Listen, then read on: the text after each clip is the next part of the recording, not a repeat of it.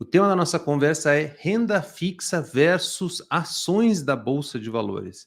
A renda fixa tem um papel muito importante na carteira do investidor, mas se a pessoa ficar somente na renda fixa, pessoal, eu vou mostrar aqui para vocês por que no futuro a pessoa fica mais pobre, né, ou com um patrimônio menor do que ela poderia ficar. Naquela evolução, na parte de educação financeira, tem uma trajetória muito grande, né? Aqui a gente está num grupo bastante seleto. Se a gente pega lá, tem as pessoas que têm dívidas, né? Depois as pessoas que têm dívidas, algumas pessoas, né, que conseguem sair das dívidas grandes, né, e começar a formar algum tipo de poupança. Desse grupo pequeno que consegue poupar o que recebe, essas pessoas, maior parte, 80%, quase 90% das pessoas investem somente na poupança. E aí depois que a pessoa começa a aprender sobre investimentos, ela deixa o bancão dela, provavelmente você já tem uma conta numa corretora e tal, e aí começa a investir em quê? Tesouro direto, pré-fixado, IPCA, Tesouro Selic, e depois também nos outros investimentos lá de renda fixa privada, CDB, LCI, LCA, às vezes também uma debênture e tal. Essa geralmente é a evolução. E depois disso, pessoal, que já é uma evolução interessante, as pessoas começam a migrar para a renda variável. Por quê? Elas se dão conta que no longo prazo, as ações especialmente, mas também os fundos imobiliários, mas as ações especialmente têm um potencial muito grande de valorização do patrimônio e de fornecer uma renda passiva muito interessante. Se a pessoa fica só na renda fixa, vocês vão ver com dados aqui por que o seu patrimônio vai estar menor no futuro e, consequentemente, você vai estar mais pobre no futuro. Não quer dizer que a pessoa vai estar pobre no futuro, mas ela vai estar mais pobre do que ela poderia estar. Ela poderia estar num nível de bem-estar maior. Deixa eu compartilhar minha tela do computador. Eu quero mostrar só um dado para vocês rapidinho. Só para vocês terem uma ideia dessa evolução aqui de investidor. Até já fiz os dados aqui para a gente poder falar rapidinho disso. Olha só. Só, pessoal, de a pessoa migrar, né, sair lá naquela parte inicial de educação financeira, só de a pessoa fazer isso, ela sai da poupança e vai para o Tesouro Direto, hoje, né? Poupança rende 0,5 ao mês, ao ano vai vezes 12, vai render 6% ao ano, tá? Só de ela migrar para o Tesouro Direto, ela já hoje, no mínimo, ela vai ter 3,75, que é a taxa Selic hoje. Se ela pegar uma renda fixa privada, que paga 120% do CDI, ela vai ter 15,13%. Qual que é a média do CDI de rentabilidade aí nos últimos, sei lá, taxa Selic e CDI, né? Nos últimos 20 anos, pessoal. Só para você ter uma ideia, se você investisse só em tesouro direto, CDB e tal, que pagar 100% do CDI, você tem uma rentabilidade média de 11% ao ano, nominal, tá? Isso é bom ou é ruim? Vocês vão ver que é relativo. Primeiro, pessoal, a gente teve um período lá do início dos anos 2000 que a gente teve uma rentabilidade, uma taxa Selic muito elevada, às vezes 30% ao ano. Provavelmente a gente nunca mais vai ver isso. Tomara que a gente não veja Selic a 30% ao ano. Então aqui já esse número já é um pouco viciado. Provavelmente daqui para frente a rentabilidade média, né, do Tesouro Direto não deve ser acima de 11%. Mas nos últimos 20 anos foi. E com ações da Bolsa de Valores, claro, é renda variável, depende. Mas a gente consegue, pessoal, uma rentabilidade aí no mínimo entre 15, eu diria que entre 15 e até 30%. Sendo muito arrojado. Ao ano, em média, né? Às vezes pode ser mais, às vezes pode ser menos. Não é garantia, mas eu quero mostrar para vocês aqui quais são os passos seguros para vocês darem esse passo um pouco mais avançado aqui no mercado de ações, tá? Mas aqui, só de fazer essa parte mais básica, né, pessoal, você já consegue bons resultados. Quem dirá vindo para cá. Então, o outro passo agora é aprender, de fato, a ficar investido no mercado de ações, né? Muitas pessoas que estão aqui, algumas pessoas já investiam, né, em renda fixa. Antes eram 100% em renda fixa, né? A Elenir, o Thiago, né? O Rony, eu não sei se ele foi 100% renda fixa, mas eu sei que ele já investiu em renda fixa, migrou também. A Rosane, enfim, outras pessoas já estão migrando paulatinamente, né? Não precisa ser toda a carteira, mas uma parte da carteira para renda variável, especialmente ações, e já estão tendo esses benefícios, né? Essas vantagens da renda variável. Primeiro ponto que eu queria trazer para vocês, pessoal, que é pouco falado até na parte de educação financeira, olha só que interessante. É muito disseminado nessa gestão de carteira, aqueles percentuais. Ah, eu tenho minha carteira única aqui, eu sou um cara mais, sei lá, conservador ou arrojado, e eu tenho X% renda fixa, X% renda variável. As gestões mais modernas, a gestão mais moderna de um portfólio de investimento não trabalha mais com a ideia de uma carteira única. No Brasil, a gente é muito focado nisso, mas quando a gente vai para os Estados Unidos, para a Europa, eles utilizam um pouco uma outra lógica que eu vou mostrar aqui para vocês. Qual que é a lógica? Não é nada de outro mundo, mas geralmente são investimentos baseados em objetivos. Então, é chamado da teoria do Goal-Based Investing, né? Investimento baseado em objetivos, Goal-Based Investing. E o que é isso? As carteiras de curtíssimo prazo, né, ou de médio prazo, curtíssimo prazo, liquidez diária, elas vão ser 100% em renda fixa. Então, esse é um tipo de carteira de investimento. Carteiras de médio prazo, até 4 anos, também vão ser 100% renda fixa. Ah, Ganesh, mas eu sou um cara extremamente arrojado, eu quero colocar renda variável no médio prazo. Não faça, porque investimentos de renda variável são de longo prazo. Então, aquela divisão de pizza, de gráfico de pizza, que geralmente a gente vê, X% renda fixa, X% renda variável, X% em ações, X% em fundos imobiliários, é a carteira de longo prazo, porque as de curto e médio prazo, elas vão ser sempre renda fixa, por mais que eu goste das ações e a minha especialidade seja ações da Bolsa de Valores. Mas aí você já consegue ter uma outra, você já deu um passo ainda maior, né? Você está trabalhando com a teoria do Goal-Based Investing. Então, a sua carteira de curtíssimo prazo, médio e longo prazo, qual que é o benchmark? Qual que é a referência? Ela tem que render mais que 100% do CDI. Se ela estiver rendendo menos que 100% do CDI, você está alocando mal. A carteira de longo prazo, que é que você inclui renda variável, o benchmark vai ser o índice Bovespa e o CDI. Então, essa carteira de longo prazo, a gente tem, para saber se ela está dando um bom resultado, ela tem que render mais que a inflação, óbvio, né? Porque senão a gente está perdendo poder de compra, mas tem que render mais que o CDI e mais que o índice Ibovespa também. Então, tenham em mente, pessoal, essa ideia, né, de trabalhar com mínimo 3 carteiras, né, baseadas em objetivos de curtíssimo prazo, médio prazo e longo prazo. Essa é a gestão mais moderna do que aquela ideia de carteira única, né, que é muito trabalhada ainda. E aí, pessoal, aproveitando que esse ano, né, foi um ano de poder usar o FGTS, eu fiz uma live nessa época, de poder usar o FGTS para investir em ações da Bolsa de Valores. E aí eu fiz um breve estudo que vai poder dar uma clareza maior, porque se a pessoa ficar só na renda fixa, na carteira de longo prazo dela, ela vai ter resultados menores, tá? Então eu vou compartilhar esse pequeno estudo com vocês, para vocês terem uma ideia. Aqui o Thiago está presente hoje aqui, migramos e estamos colhendo bons frutos. Olha só que interessante, né, Thiago? Com a carteira de ações, inclusive, né, a nossa carteira recomendada, Thiago, depois eu vou te mandar uma mensagem lá nesse mês aqui, você que já está no meu treinamento, né, vocês vão receber mais um relatório e depois vai ter a possibilidade aí de vocês continuarem na nossa carteira recomendada. Estão tendo excelentes resultados, eu fico muito feliz, né, pessoal? O Thiago, o Roberto me mandou um print ontem, até coloquei lá nos meus stories. Resultados excelentes. Muito bom. Olha só, pessoal, vamos dar uma olhada aqui para a gente poder comparar a renda fixa. Ganesh, quer dizer que é para eliminar a renda fixa da nossa carteira? Não, não é isso. Que nem eu falei. Carteira de curtíssimo e médio prazo, 100% renda fixa. E na carteira de longo prazo, você vai colocando mais renda variável, né, especialmente ações, quanto mais você conhecer esse tipo de investimento. Ah, Ganesh, eu não conheço nada sobre o mercado de ações, eu quero colocar 70% de ações na carteira. Não faça isso, porque isso vai gerar insegurança e provavelmente também você não vai saber o que está fazendo direito, pode correr o risco de perder muito dinheiro aí, tá? Então, quando a gente aumenta o percentual, isso tem que vir junto com o aumento do conhecimento, tá?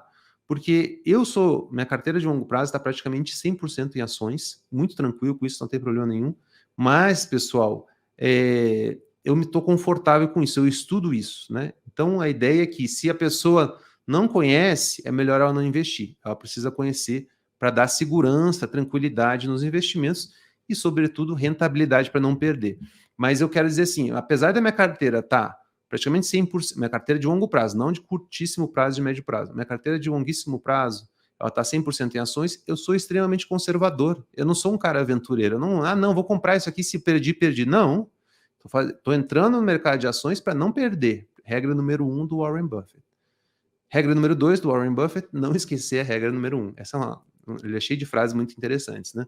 Então, eu sou extremamente conservador nos investimentos. É para não perder. Apesar disso, eu estou com 100% em renda variável nos meus investimentos de longo prazo, porque eu me sinto confortável com isso e já estou muito tempo fazendo. Olha só esse estudo aqui que eu queria compartilhar com vocês. Daqui a pouco eu volto para os comentários de vocês, para vocês terem uma ideia. Eu fiz uma simulação na época do FGTS, só para vocês terem uma ideia aqui do potencial de rentabilidade. Claro que rentabilidade passada não é garantia de rentabilidade futura, até porque o futuro, por definição, ele é incerto. Mas, pegando aqui uma simulação, pessoal, se em 2002, quando a Vale do Rio Doce foi privatizada e as pessoas puderam usar o FGTS para comprar ações da Vale, da mesma forma que as pessoas puderam usar o FGTS agora em 2022 para comprar ações da Eletrobras, se a pessoa em 2002 tivesse investido 40 mil reais, né, em ações da Vale ou deixasse 40 mil reais no FGTS, qual que seria o resultado hoje, 20 anos depois, de 2002 para 2022? Esse seria o resultado. O FGTS rendeu em torno de 130%, a pessoa teria 92 mil reais, significa 130%, uma rentabilidade média ao ano de 4,25%. Quando a gente vê o FGTS rendeu menos que a inflação, então a pessoa está mais pobre 20 anos depois, com os 40 mil reais dela. Ganesh, mas ela tem 92 mil reais. Sim, mas isso é uma valorização nominal, não uma valorização real, porque a inflação rendeu 256%, enquanto o FGTS rendeu 130%. Então, só a inflação para empatar, pessoal, 40 mil reais pelo IPCA seria igual a 142 mil reais hoje. O CDI, que a gente está falando de renda fixa, rendeu 818%, 367 mil reais a pessoa teria hoje. O Ibovespa rendeu menos que o CDI, lembrando que a gente não investe aqui no Ibovespa, né? A nossa estratégia aqui é selecionar boas empresas. Mas já rendeu mais aí que bem mais que o FGTS e bem mais que o IPCA. A poupança rendeu 296% nesse período. Essa aqui é a rentabilidade média anual, né? De forma anualizada. E as ações da Vale renderam 2.854%. Ou seja, hoje, né, a pessoa de 40 mil reais ela teria 1,1 milhões de reais. Uma diferença entre o FGTS e o que ela teria com ações da Vale seria de 1,1 milhões de reais, de 1 milhão de reais. Né? Então, onde é que eu tirei que ações da Vale rendeu 2.854%? Desse site da Ambima aqui, que inclusive esse estudo eu fiz no meio de 2022, hoje com a valorização das ações da Vale, provavelmente não é mais 2.800, mas mais do que isso, né? Esse aqui é um site bem interessante para vocês verem fundos de investimento. E se a gente pegar a rentabilidade total, clicando aqui, não chega a 3 mil, mas as ações da Vale renderam 2.980%, tá, pessoal?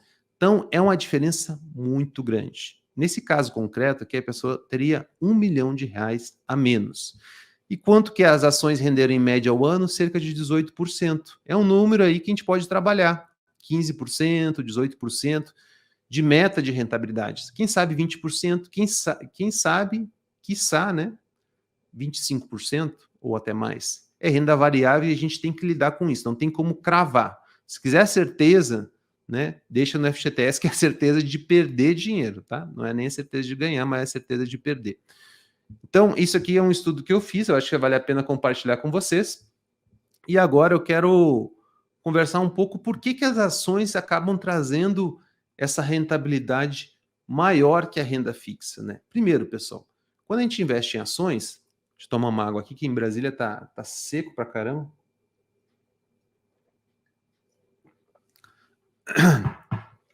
Quando a gente investe em ações, não é nada de trade aqui, né? Nada de trade, day trade, swing trade. É a ideia de se tornar sócio de empresas.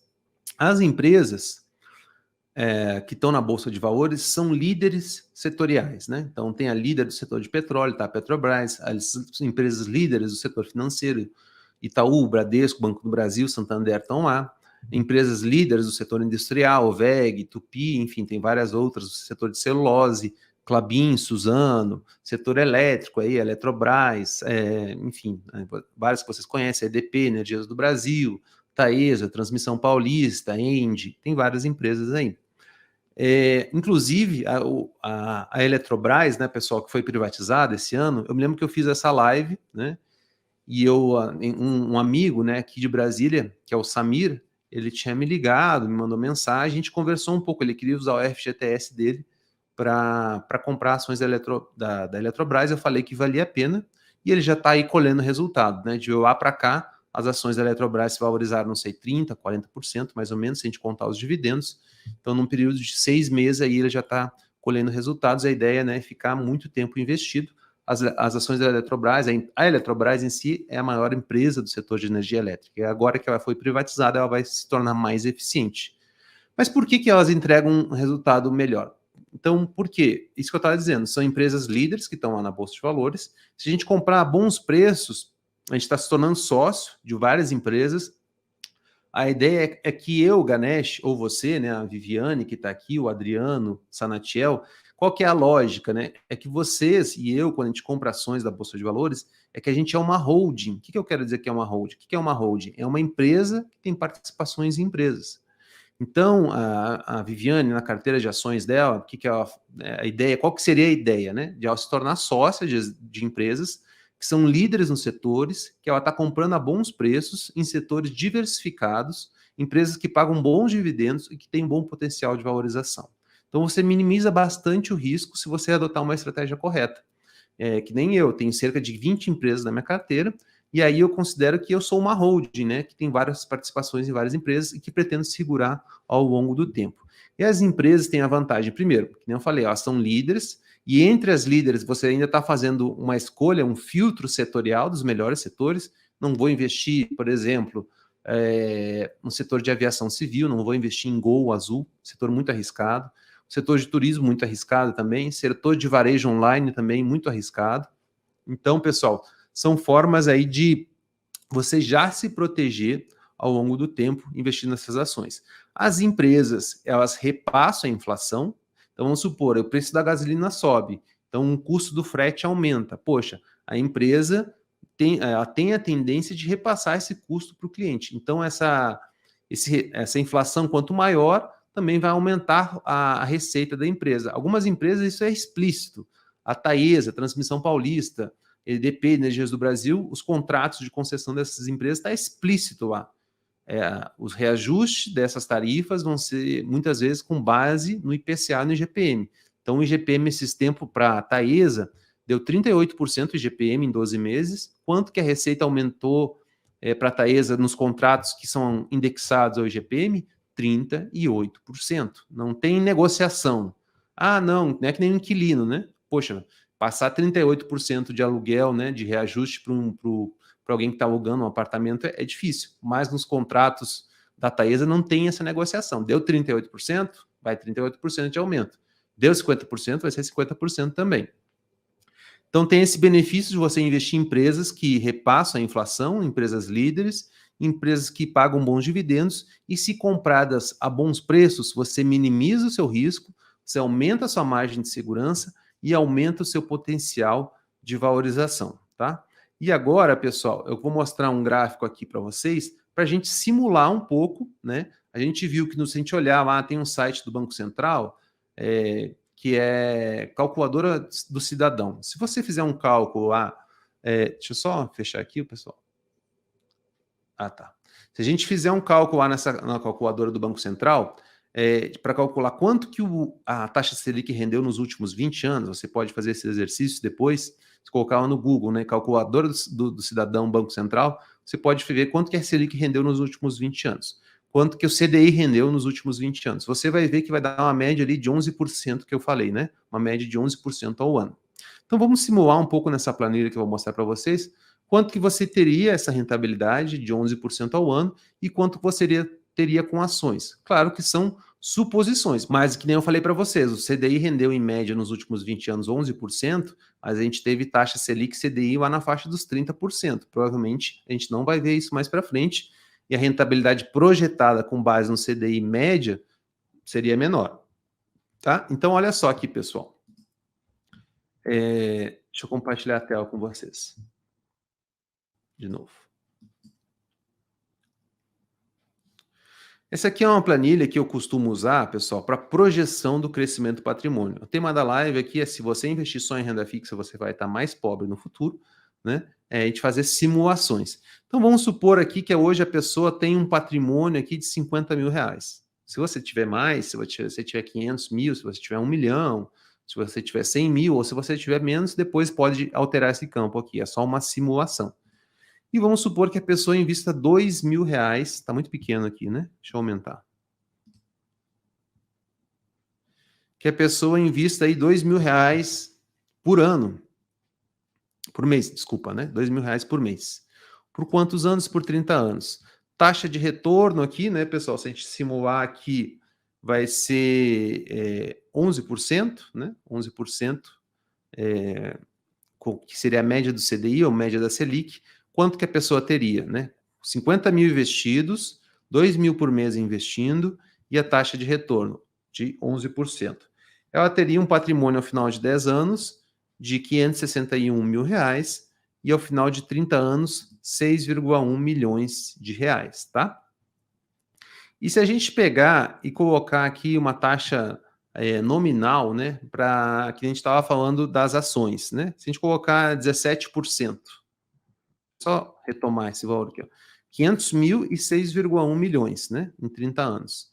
Se colocar 17%, em média, pessoal, vocês vão ver que aumenta abruptamente. Em vez de ser 500 mil, aqui vai ser 815, mas em 30 anos, em vez de ser 6 milhões, é 22 milhões de reais. Então, Ganesh, não, aumentou só um pouco aqui, aumentou de 11 para 17, mas isso faz uma diferença imensa, pessoal, imensa. Por isso que é a mágica dos juros compostos. É que nem aqui nesse gráfico do lado da planilha, você começa a ver, né, que aqui são os meses, né, que praticamente não cresce, mas depois que empina, cresce de forma muito forte o patrimônio das pessoas. Então, pessoal, essa noção que eu queria trazer hoje para vocês, o debate renda fixa e ações da Bolsa de Valores.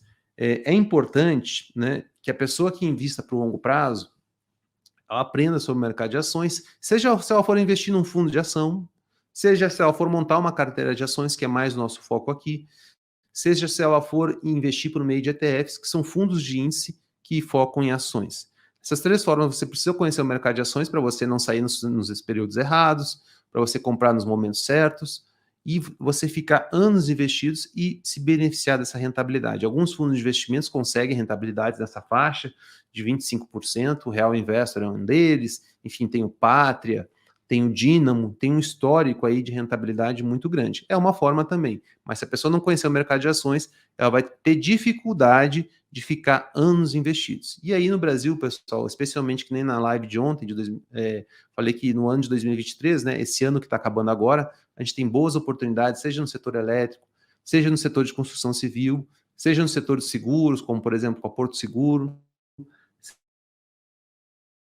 com algumas empresas no Brasil que são excelentes, a Metal Leve, a Tupi, enfim, tem várias empresas, a VEG também, a Chus, que alguém mencionou ontem aqui. Então, enfim, tem várias oportunidades aí, setor de saneamento também, e o pessoal já está tendo resultado, como o próprio Thiago falou, e outras pessoas que já foram meus alunos que eu conheço de perto, né? A Elenir, quem mais? O Paulo, algumas pessoas que eu estou me lembrando agora, tá? Então, pessoal, agora eu vou voltar aqui para os comentários de vocês e a gente vai conversar um pouco. Eu queria trazer essa noção mesmo da importância do longo prazo. Tem um gráfico, né, do professor Jeremy Siegel que ele mostra exatamente isso. Ele faz um estudo de 200 anos, né, e mostra lá nos Estados Unidos que o que trouxe maior resultado no longo prazo foram justamente as ações da Bolsa de Valores, quando a gente compara com ouro, com tesouro, títulos de tesouro, quando a gente compara com renda fixa, a gente tem esse potencial maior com as ações da Bolsa.